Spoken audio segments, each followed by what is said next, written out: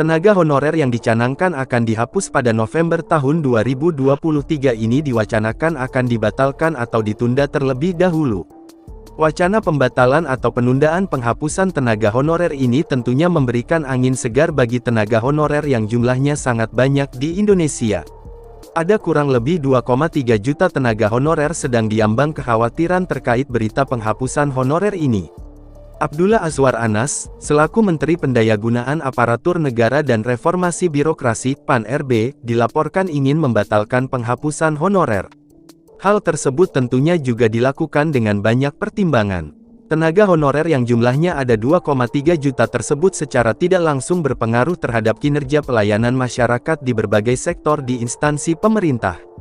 Oleh karena itu, pemerintah terus mencari alternatif terbaik agar semuanya bisa baik-baik saja. Anas menyebutkan bahwa tenaga honorer diperlukan di instansi pemerintahan. Anas juga menegaskan bahwa saat ini beberapa alternatif sudah disediakan dan pemerintah berupaya keras agar tidak ada penghapusan tenaga honorer.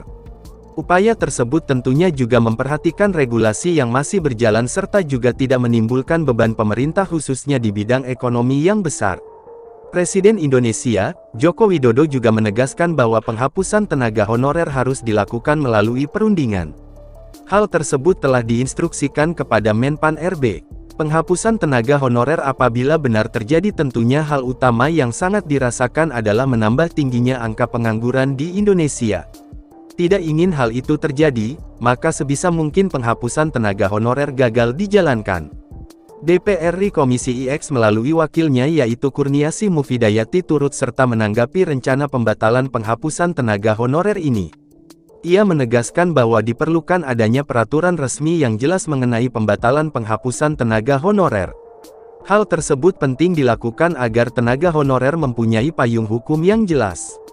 Peraturan resmi yang disahkan dengan tujuan untuk menggantikan peraturan sebelumnya adalah cara agar harapan pembatalan penghapusan tenaga honorer bisa terwujud. Sebelum hal tersebut terjadi, tenaga honorer masih khawatir akan kepastian hukumnya, tutur Kurniasih. Meskipun belum ada kejelasan hukum yang resmi, namun Anas menyampaikan bahwa apabila terjadi penghapusan tenaga honorer, diusahakan tidak PHK massal dan sebisa mungkin dicari jalan tengah. Hal tersebut disampaikan dalam Rapat Kerja Nasional APPSI bulan lalu.